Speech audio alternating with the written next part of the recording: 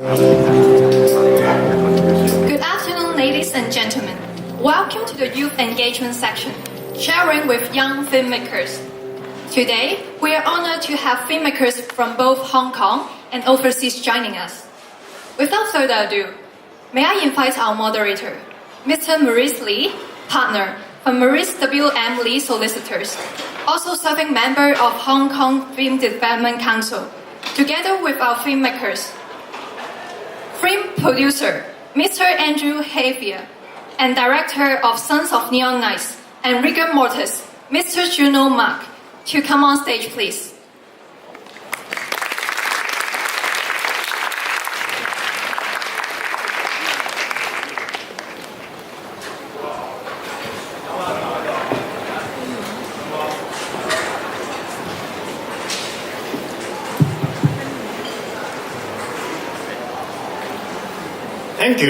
Thank you for coming. I think this is the last talk for the Film Mark this year, and we are very honored to be the highlight of all the shows. Today we got Andrew, my good friend, Andrew Havia. He produced Moonlight, which won an Oscar award last year. And the other one, without any elaboration, we all know him, Juno. He has been a singer, and right now he's also a fashion designer, and also a movie director, scriptwriter, and producer as well. So today we are very honored to have two very special young personalities on stage. Well, actually three. Come in as well. Though it's once upon a time. Okay, now as a member of the Film Development Council, I often have exchanges with the young filmmakers. And they often ask me 5 questions. And these are the common hurdles that they face in their career. And I would call them IIAAM. Okay, can I just explain a bit and then they go on talking? The first I is normally they say, okay, I have a very good script, but I cannot find an investor. How do I find an investor as well as convince the investor? The second I is, when you sell your story, when you are doing all the pitches, you have to expose or tell the other what you will be doing and how do they actually protect themselves. Because at the first stage, they're nobody. They may be small potatoes. When they sell their ideas, they reveal their ideas, how do they protect their copyright, intellectual property or whatever? Someone said you just twist the story a little bit so that you get the deal and then you reveal what you really want to do. Now the third A is this, again the artist. The good artist will have skeptical views about a young filmmaker and how to get the best talent to act for you. The fourth A is, I say, award. People often say as a young filmmaker you have to get an award before you get noticed. But should this be their motivation right at the start? Finally, it's marketing, because young filmmakers normally produce low-budget movies. With a low budget for marketing as well, how do you really market the movie so that it will get a decent return for the investors? So, all right, a lot of questions. So the first one, how to find or convince an investor? I think it's an interesting question for a couple of reasons. But for me, one of the most important things when talking to people who can help you support the project, I think what you're looking for is what I call an obvious yes. You're looking for a project that makes sense for whoever your financial partner is, for both of you. You both need to find something of value in it. I think it's matchmaking. You want to find someone who understands what you're trying to do, who has a reason to support it. You don't, in theory, want someone who just happens to have some money and doesn't know anything about film. You want someone who can enhance what you're trying to do with their knowledge, their experience, and people they know. I'd say, coming from a creative background, it's all about the story. It's all about the meaning and story, the script. When I create and when I write, it's all about the characters and the meaning in it. And once you have the solid script and a message that you truly believe in, and then that's when you speak to the producers and find the right producers that know what you're talking about and understands you. And basically for me, I believe that the most important is how well and how well you know about your story, the way you write it, and how are you going to tell the story. I mean, all these are important in presenting an idea. Okay, but I have a follow-up question, right? Do you know the mentality of an investor? Here, you got a young boy without any background experience, or probably graduated from film school. He wants a couple of $1 million, and he will spend it. How to ensure? So I have thoughts on this one. Okay. So if it's like a filmmaker like Juno has a story he wants to make and a track record and the ability to execute and can prove that, it's a very different conversation for me as a producer to go to a financier and say, look, this is the film we want to make. And this is why we want to make it this way. This is who our audience is. This is why you should be the guys who finance it, because you finance these other movies that look like that. And we can make this much more money and your money will come back to you. That's a very different conversation. If the conversation is, I'm a first-time filmmaker, how do I fund this movie? The answer is make a movie you don't need money for. The answer is the goal, this is true for every answer on this, but the goal is to be a person who makes films. You are a filmmaker. You are not a person who spends 5 years trying to find money to make a film. So what can you do tomorrow to be a filmmaker? How can you be a filmmaker immediately? And if money is an obstacle, find a way around the obstacle. That doesn't mean get more money, it means get money or don't need money, which means make a film that uses the resources you have available, make a film that shows your interest, your ability, your skills without requiring money. Money is not the solution. Creativity is the solution. And then if you are a creative artist, you can learn how to build from nothing and make things people want to support. And then the money finds you. I see. So are you saying that if you haven't met the right investor, just keep on waiting, keep on doing until you hit the right one? Personally, I don't believe you should be looking for an investor until your second or third movie. I think the first movie needs to be as scrappy and... yeah. Okay. I mean, you can consider... Pardon me while I go on a small film history thing. The thing about the French New Wave was such a successful movement because they grabbed cameras and they went. They didn't have money for sound, so they dubbed it, and it allowed their films to travel the world. They invented jump cuts because they didn't have money for coverage, so they shot the shot. When the shot didn't work, they figured, we'll just cut. They invented new things by working with the limitations. Creativity comes from that, and new and interesting things will come from that. I see. So if you're a first-time filmmaker and you spend 2 years finding money, that's 2 years you could have been a filmmaker. Instead, you spent 2 years being a person who wanted a lot of money and didn't have it. So, Juno, do you have any supplement? I believe there aren't any so-called new genres. Like, genres are there. But what I think is special is how are you going to portray it? Just for example, a glass of water. From your point of view and your perspective, you see the glass of water from that way. I mean, from the audience way. But I'll always have my point of view on this glass of water. And it could be the same script actually, but it's how sensitive you are and how do you want to portray your story.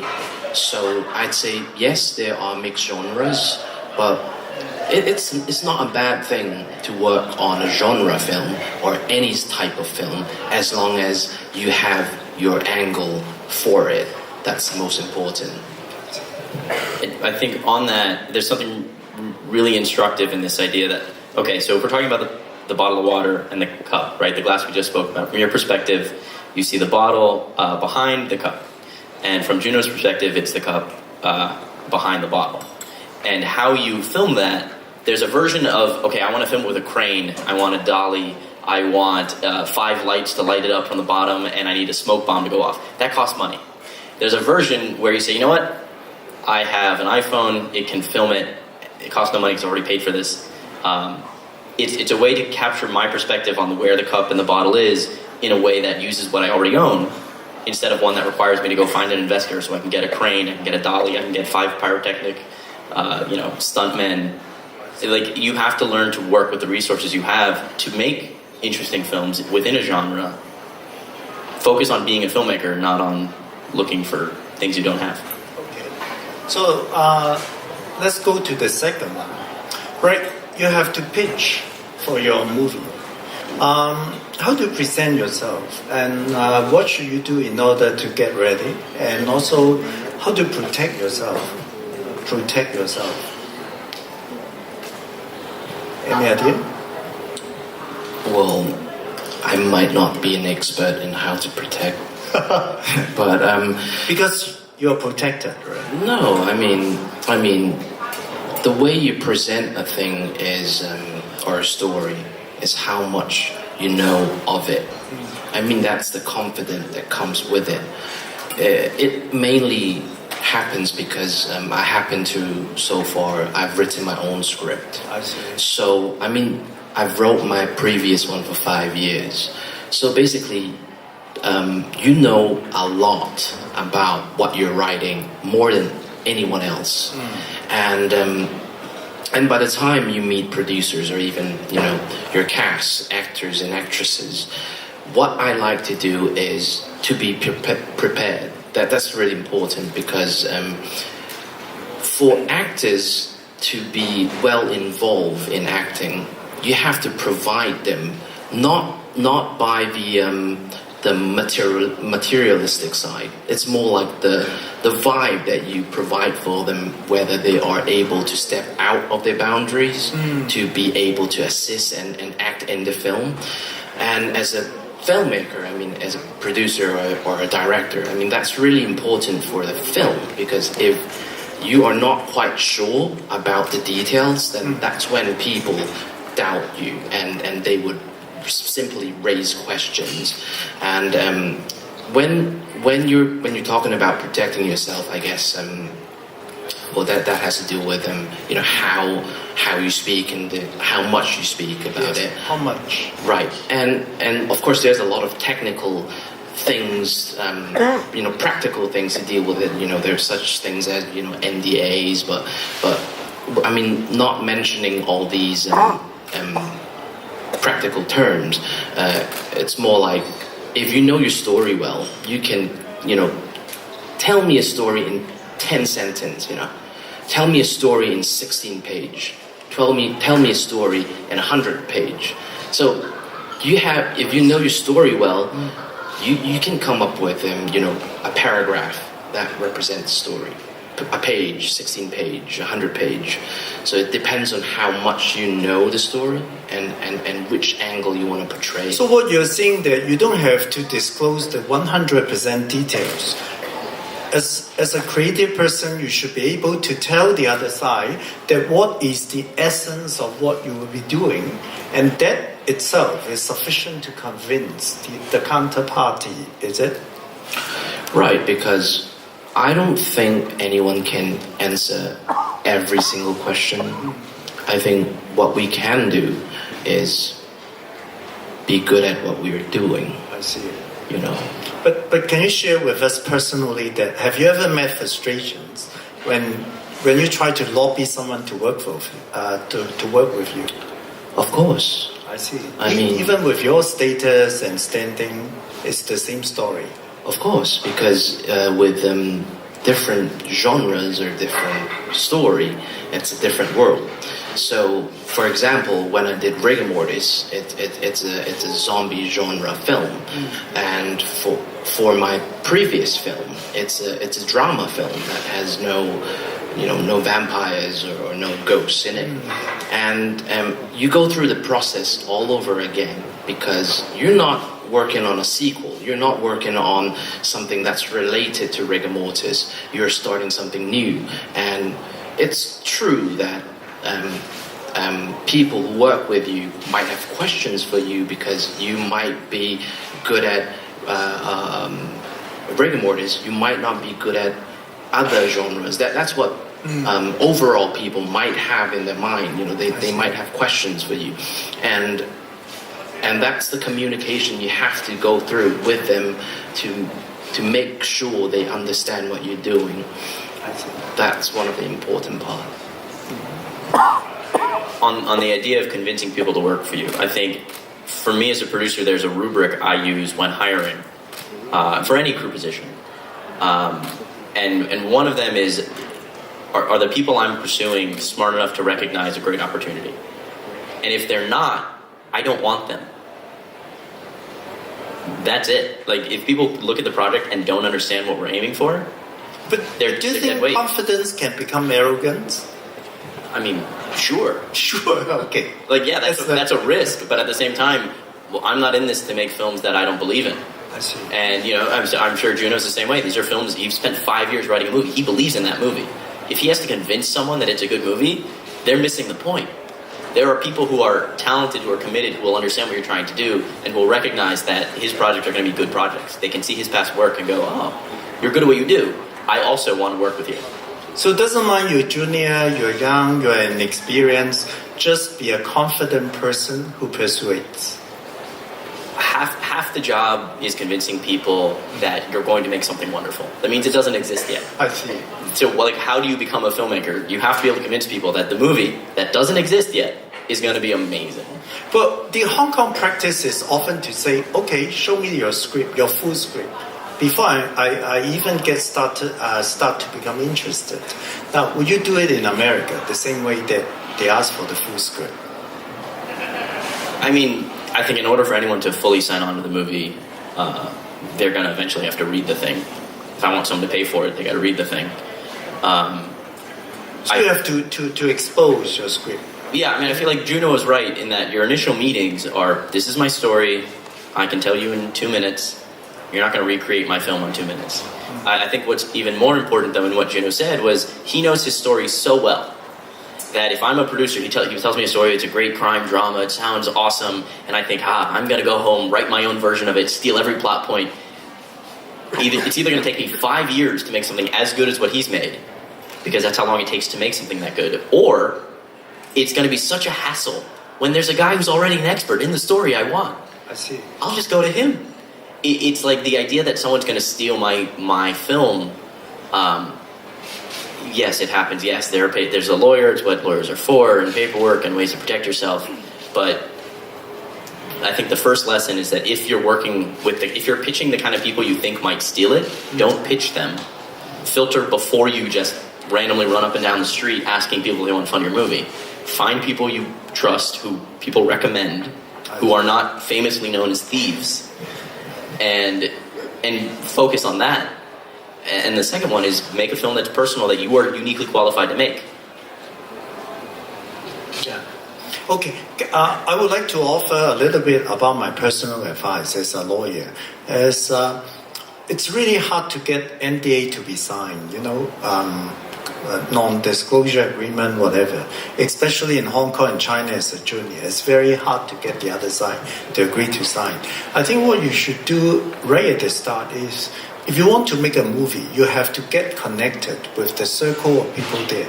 Just pick someone that you trust, who can hold your hand, and he knows who is a bad guy, who's a good guy, and as what Andrew said, he will say, okay, it's safe to talk to this one. Let's show him the script. Even if he's not interested, he will not try to steal any idea from our project. Maybe that's the only practical way. Do you agree? I mean, that's really about professionalism, isn't it? Yeah, it's true. It's not like you should, just go on the streets and tell everyone about your story. You have to be selective. That has nothing to do with being creative or not. It's about you meeting peoples and whether you communicate or you build a relationship with them well enough. That's a prior condition. Okay, the third one is about the artist. I tell you a joke. I once worked with a movie student. He came to me for help. He said, I would like to work with Maggie Cheung. I said, okay, Maggie Cheung. Do you really need Maggie Cheung? He said, yes, desperately. Okay, here comes the question. You really want to work with the best artist, the artist that you desire, but how to approach them? In case you're turned down, how to calm down in your expectation to find the second or the third priority, or the way to convince your top priority.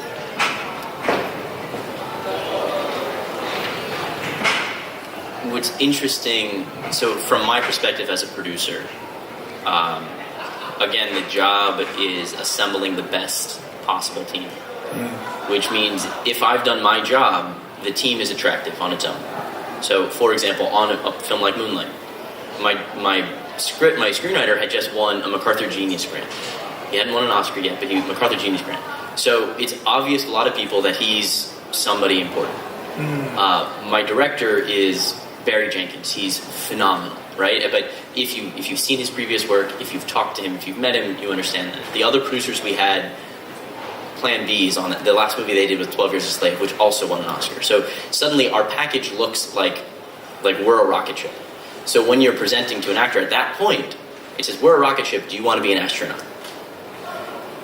That's a privilege not every project has. But if you're asking me how I do it now, it's you try to assemble something that looks like a rocket ship. This is why it's going to be great. These are all our resources. We think you should be Neil Armstrong. You should be the one who goes to the moon. I see. In which case, you're providing an opportunity, and everybody wants opportunity. And a great actor will not only see that opportunity, will understand that it brings value to them.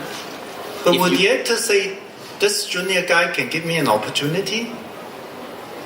I think... Well, so, yeah, the question is, if you're not asking me now, if the question is, for a young filmmaker, how do you do that? Yes. Partly, I think a good example, there was a film that came out this year called The Good Time, starring Robert Pattinson, directed by the Safdie brothers. It was their fourth movie. It was the first one to have a movie star. It's also the first one that cost any money to make. And the way they did that is they started with the resources they had. The story is that they did a movie called The Pleasure of Being Robbed, and they had gotten a commercial. They were going to produce a commercial for a certain amount of money. And when they rented the camera, on the weekends they ran off and shot a movie. So it didn't cost them anything to make the movie. They used their friends, they made the movie. They figured out how to make a movie that time. They met people who could help them make a better movie. So then they got some money together and they made another movie. It did better. There's a second movie, they're better at it. The movie does better. The third movie, they found a story they really liked, they figured out how to make it, they used what they learned, and they made a movie that was so good, Robert Pattinson saw it and said, I want to be in your next movie. I see. Which means you can't skip steps. It takes time to build a career and get to the place where people recognize you, feel like you can build a rocket ship. And Robert Pattinson said, you can build a rocket ship, I want to be your astronaut. That is the best way. But the trick, spend 8 years working on filmmaking, not chasing money and chasing projects, and make something so good that they can't ignore you. But do you have the experience that actually you would like to pick the best, but for some reason you didn't get? So you come down to your third or your fourth priority and not being very satisfied.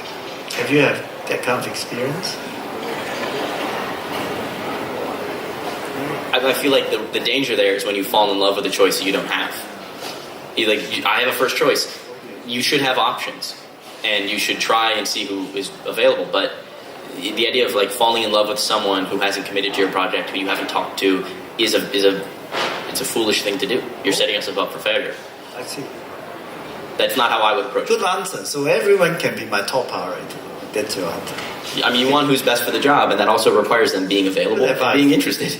How about Juno? I think I'll be very straight with my cast before they become my cast. I'll sit down and I'll just ask them.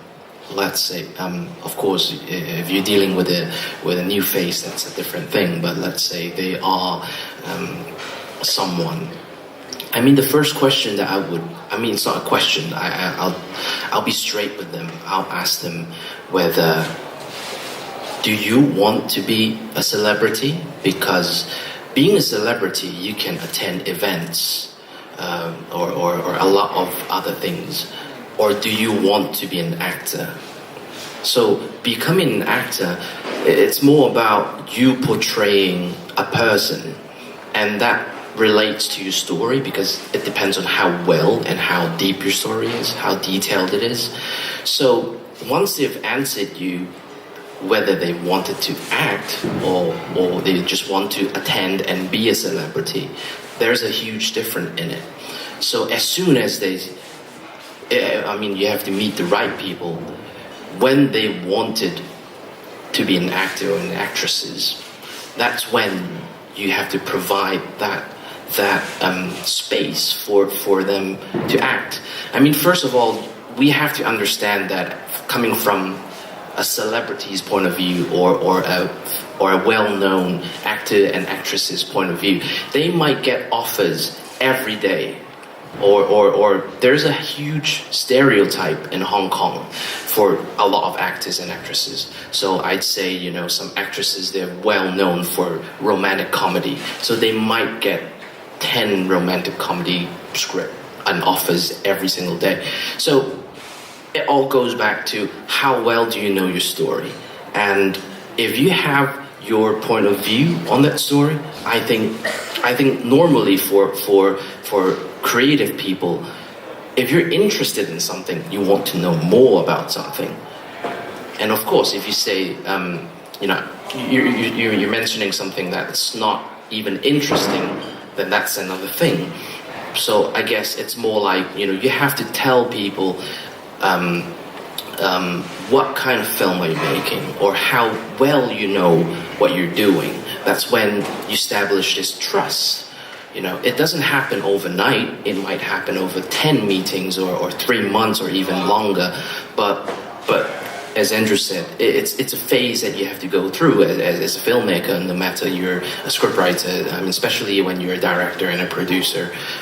It's like a process, Okay, what if the reaction of the actor, of the artist is not really absolute?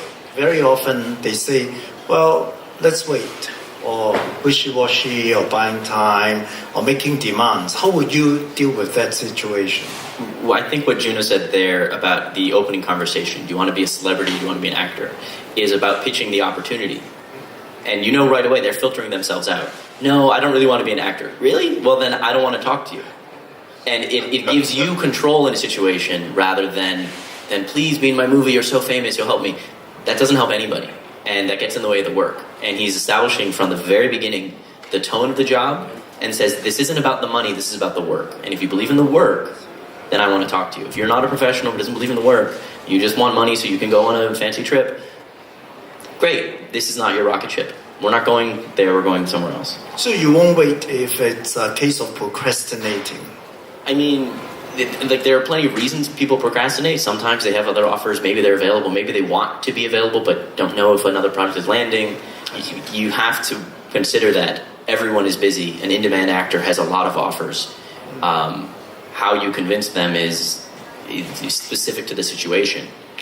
But I feel like for a first-time filmmaker or a second-time filmmaker, if you're in a situation where you're waiting on an established star to make your movie when you haven't, there are two ways to make movies. One of them will never put you in that situation because you're working cheap, you're working fast with what you have. If you do not have Tom Hanks in your pocket, don't try to get him. How about Juno? Anything to say on this? I'd say it's not really a matter of who pays who. Instead of saying that I want you to work for me, I wanted to offer an opportunity that are you willing to work with me? I mean, that's important because that's sort of like a respect, a mutual respect, and especially when I'm creating a character. Let's say this character is 50 years old. He has a lot of backstories in him, and that's when we go into detail into. I want them to know more because sometimes a film is not just about the story plot. It's about the character. As detailed as, does this character smoke? Is he a regular smoker? Does he buy cigarettes? How does he talk? Where is he from? Because all these makes a difference. So if you recommend them a character that has no settings, then then it's more like a celebrity job, you know. So I'd say I'll first get into the details in creating, in scripting. That's the important part. I see. I think a very great lesson in what Juno just said there was by focusing on the work, even in his response, it changes the conversation, and you start to focus the actor on the thing they actually love, which is craft. And then it's about craft. And a craft conversation is different. And then they get other offers and other jobs will come in for whoever this talent is, and everyone is talking about money and perks and this, and one person is talking about craft. And any good actor will love craft.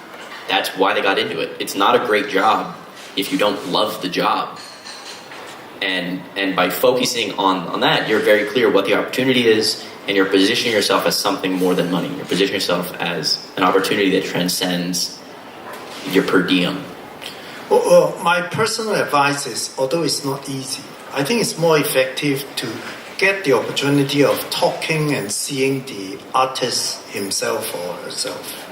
Because very often if you're blocked by the manager, a manager may have what we call agency conflict.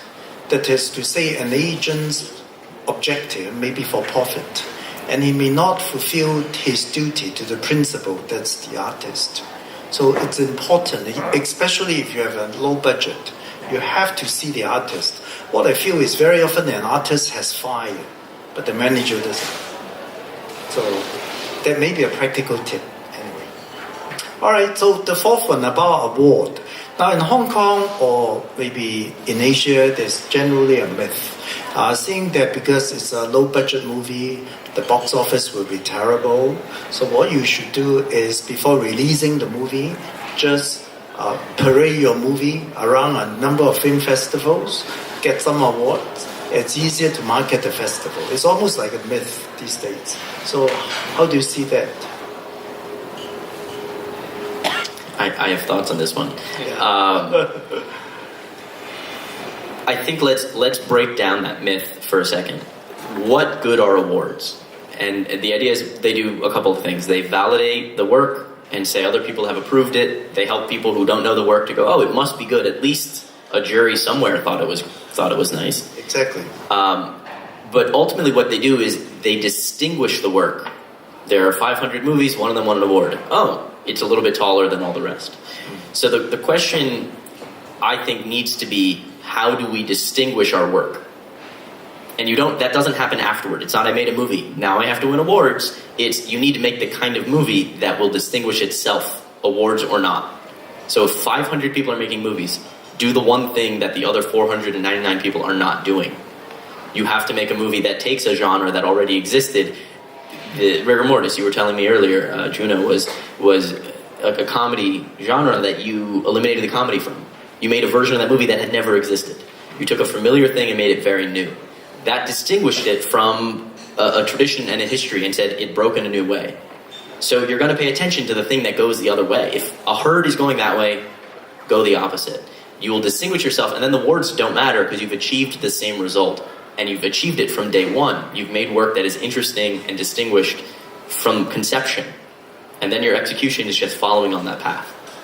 But Andrew, should it be another step up? Because from day one, you should not think about or dream of getting an award. Why don't you put less pressure on yourself and just say, I want to make a movie for myself?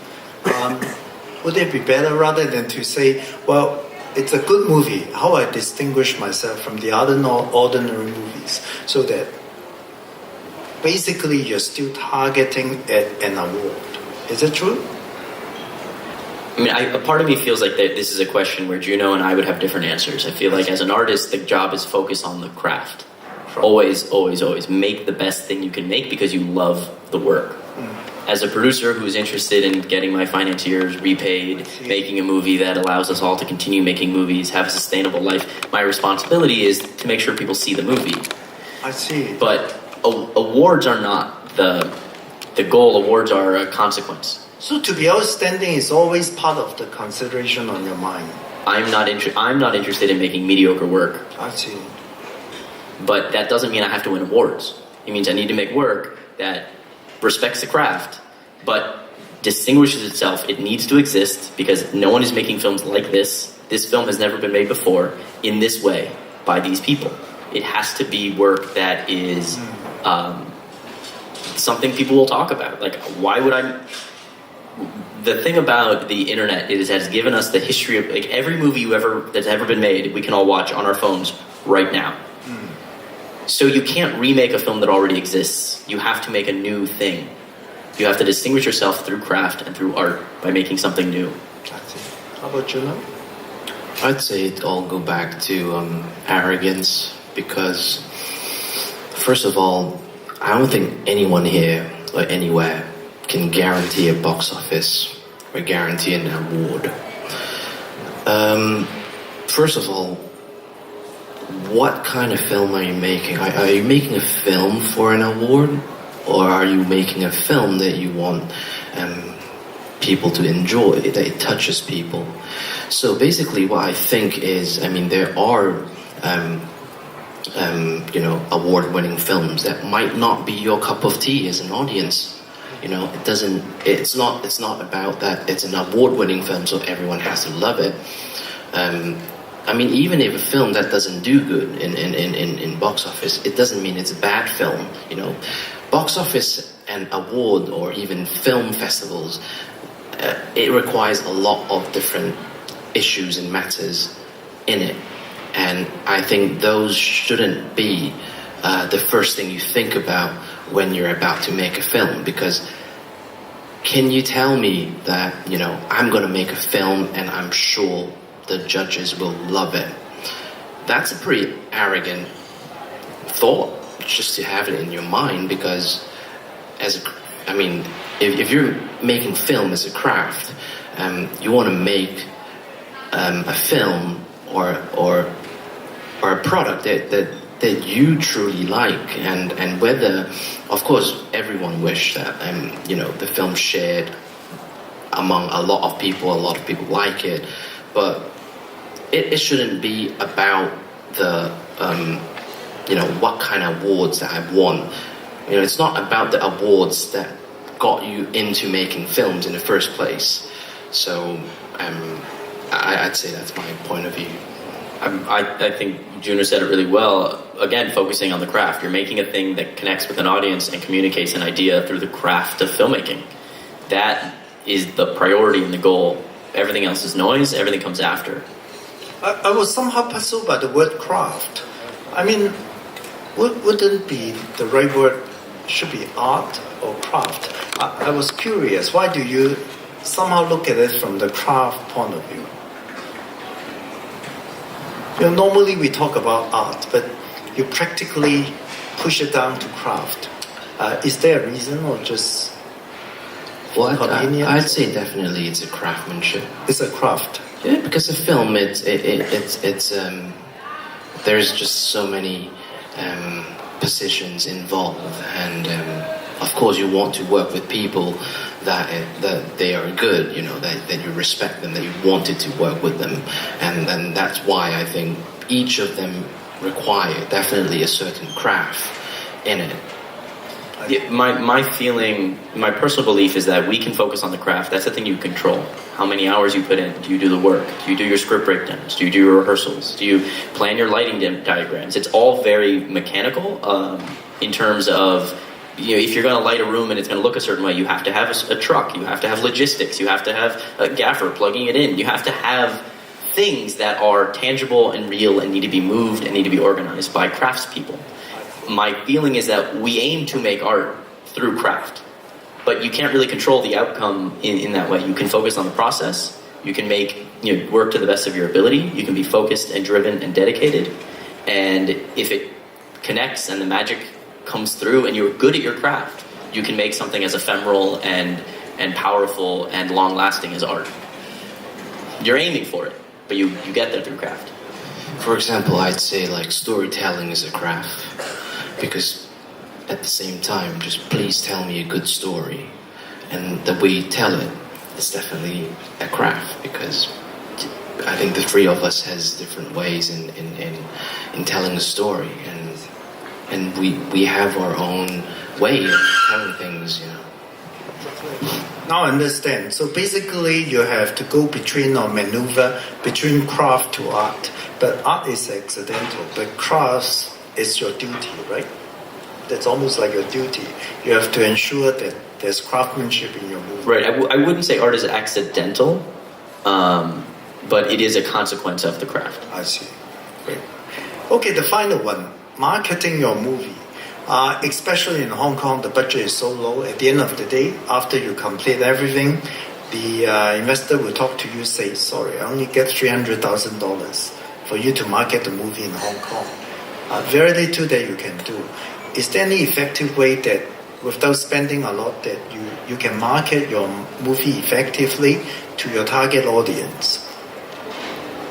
Or in America, it's a different story. Like in China, I know it's a different story because they say even with a few millions, you practically can't market a movie in China.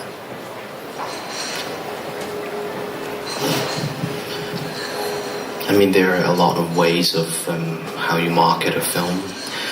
I mean, if you're mentioning about a low-budget film, or you don't have a budget for marketing, I think all social medias are basically free, no? So there are just a million ways on how you want to market your film.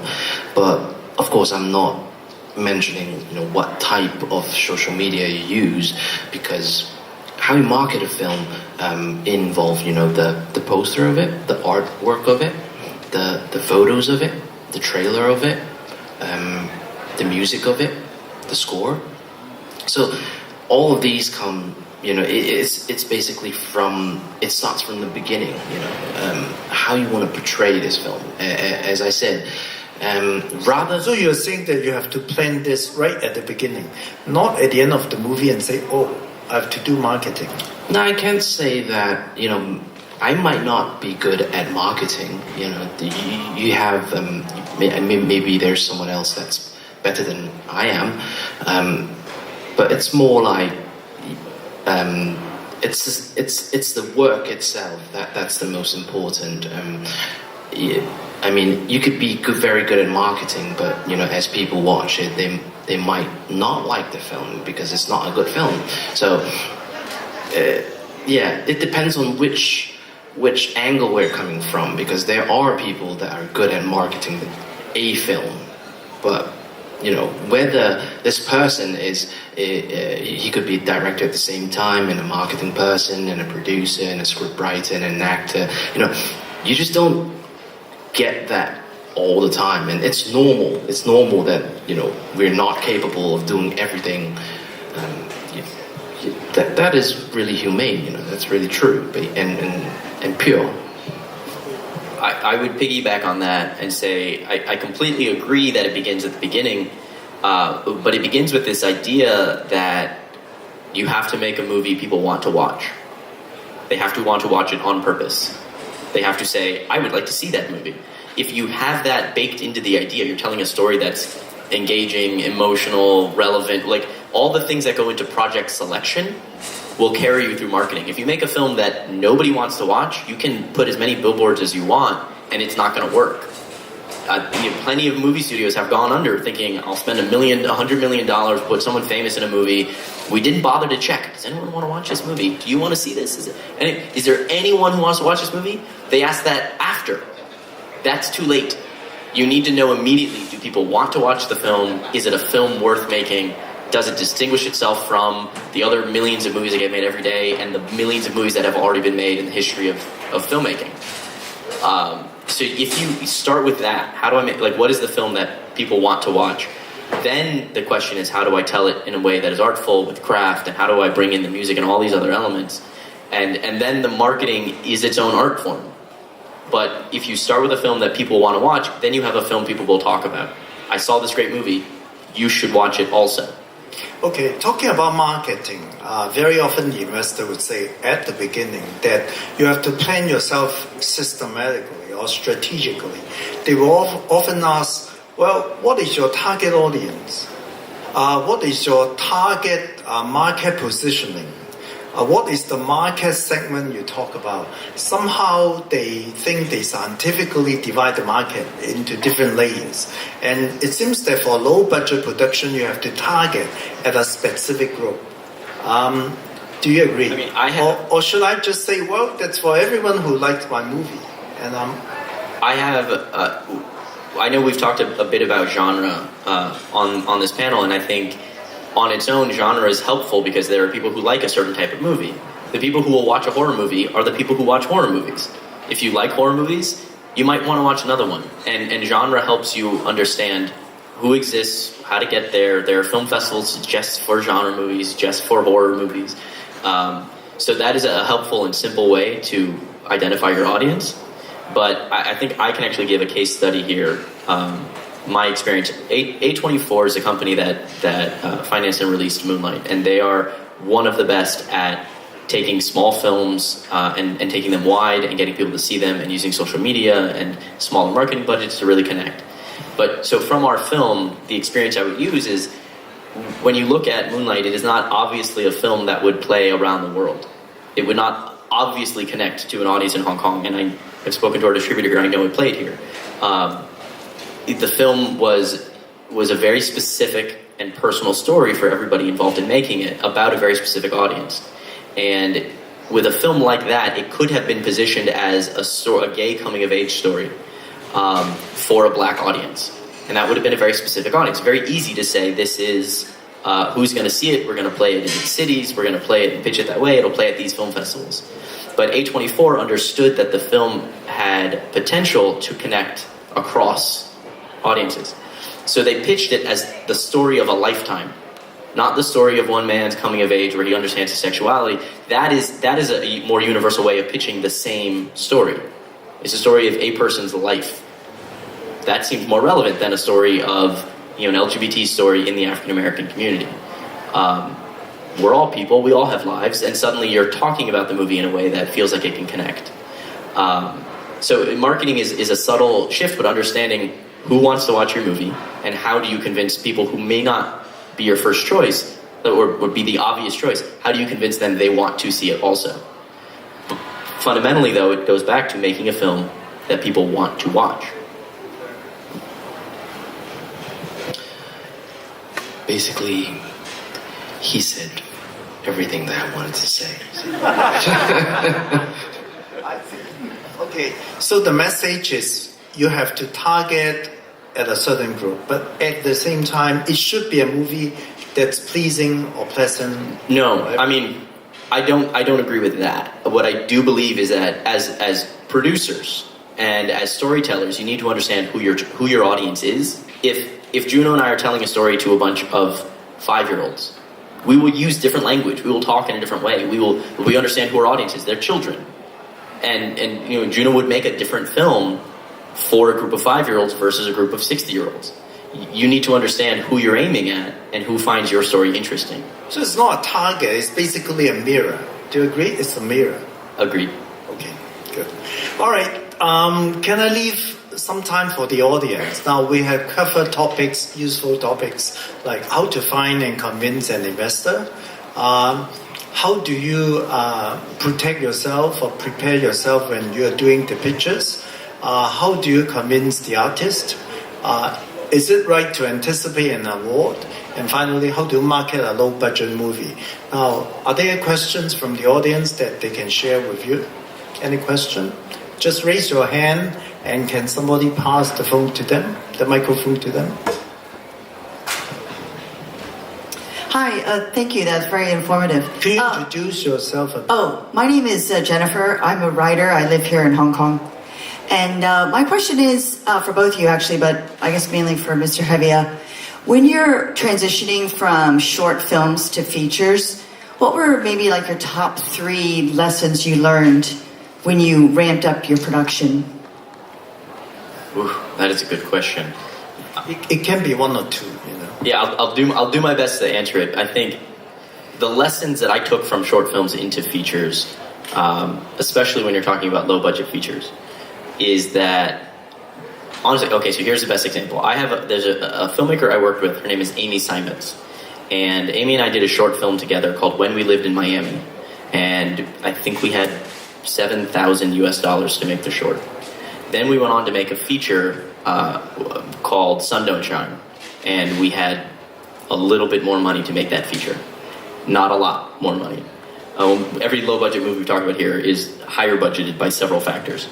And what I learned with Amy is that you have to stay flexible the entire time. You have to understand what your story is about and what's important, but you can't focus on the details. You have to focus on the whole. And the way I'll illustrate this is that when we were making When We Lived in Miami, Amy had written this story about a domestic situation with the family, and it was a really beautiful story, and I'd spent the time preparing it, everything was in place. And 2 days before we're prepared to start filming, a hurricane shows up and is going to hit Miami. And this means we have to stop filming, and I tell Amy, like, we're going to have to cancel flights, it's going to be really bad. And Amy says, I don't want to do that. I have stuff to do after this, and I can't move my schedule. So let's just film it anyway. So we just did. We just made the movie during a hurricane, which meant we prepared for a scenario where the house got blown away. We prepared for a scenario where the streets were totally covered in debris. We prepared for a scenario where it was just rain. We prepared for every version of it, and then just made a very different film that is the exact same intention and successfully captured what it is to film during a hurricane. It's a beautifully weird movie. And that kind of flexibility, the way I had a filmmaker said this to me once, where he said, independent film, you just have to be fluid. And the lessons you can learn in shorts are the lessons that apply to features. You have to be fluid. Okay, we only have 5 minutes left, so...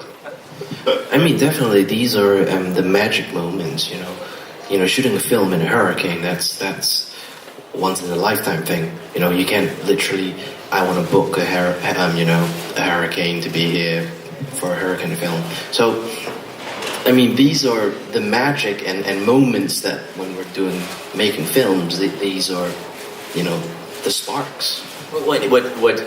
The thing that I've always taken away from it is that it's also something that you can't buy. If we had $100 million on that movie, we would have canceled and just waited. And if you wanted me to recreate a hurricane, I have to get rain machines, and suddenly I need $150 million. But because we had no money, we were able to be fluid, we were able to be flexible, and we were able to capture something that was unique and separated us from the market. That film played every festival on the planet. That helped, because no one had ever done that. Okay, before we take the next question, I just want to ask TDC, can we overrun a little bit? Okay, 5 minutes, all right? Because I saw a gentleman over there raising his hand all the time. Is it you? Yes, thank you. Okay, introduce yourself and ask briefly so that they can answer briefly as well. Hi, I'm Haytham Wild from Australia. I'm with Flinders University. How do you feel with the rise of Netflix and Amazon? Do you think that's making it easier for short and independent filmmakers to get into the industry? Brief, because I want to take 2 more questions. Definitely. I think it's a new era, a new generation.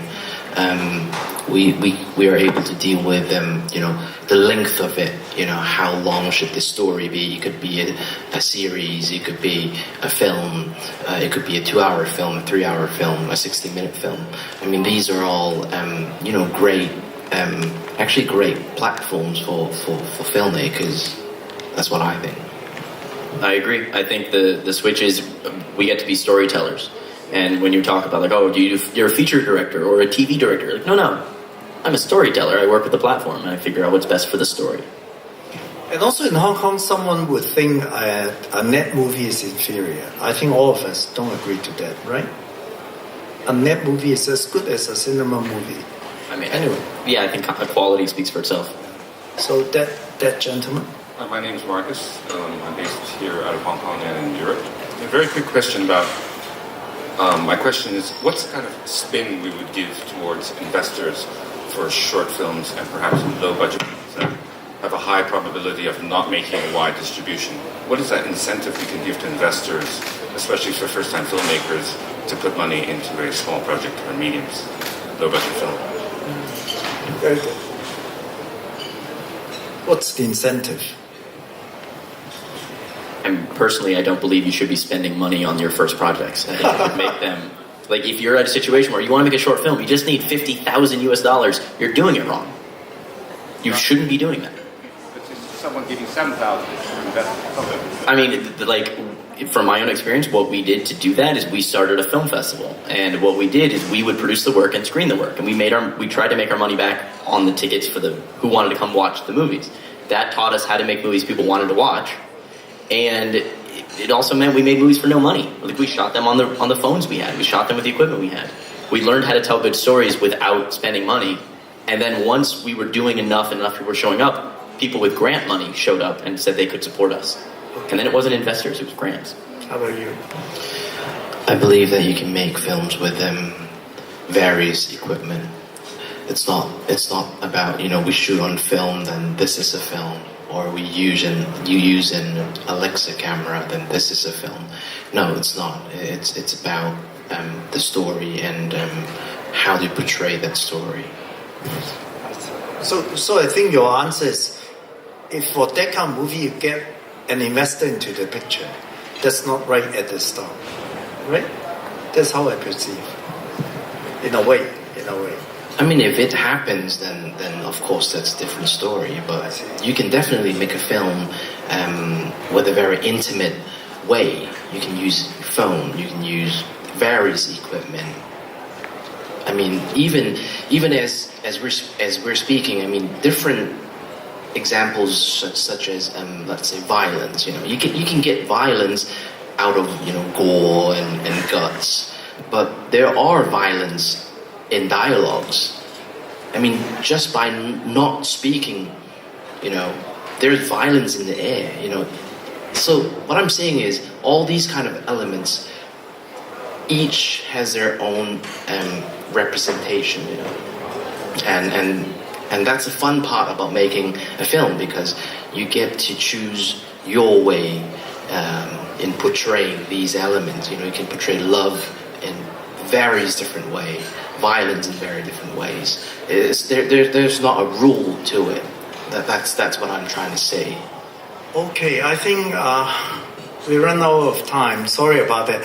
I make a personal request to two of them so that you may be entertained. Will you mind staying behind a little bit so that they can come to you personally for further discussions, exchange of name cards or whatever? Okay, that's good. So what's your final message to all the audience here, especially today is the last day of the film? The last word. I can see people outside actually, demolishing their booth or whatever. So, I mean, we're all here related to films, so that's the reason we're here, and yes. we believe in making films and telling stories. That's very good.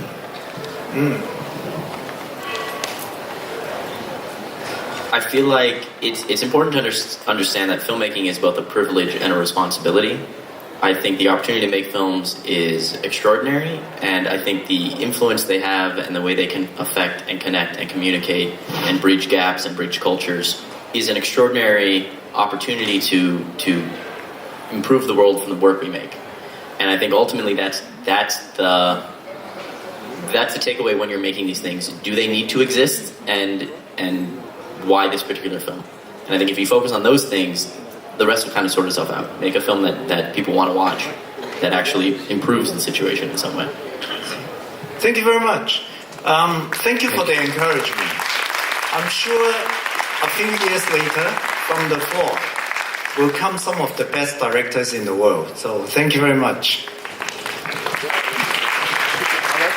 Thank you, Andrew and Juno, for your valuable sharing, and Maurice for moderating this section. Would you please remain on stage for the group photo, please?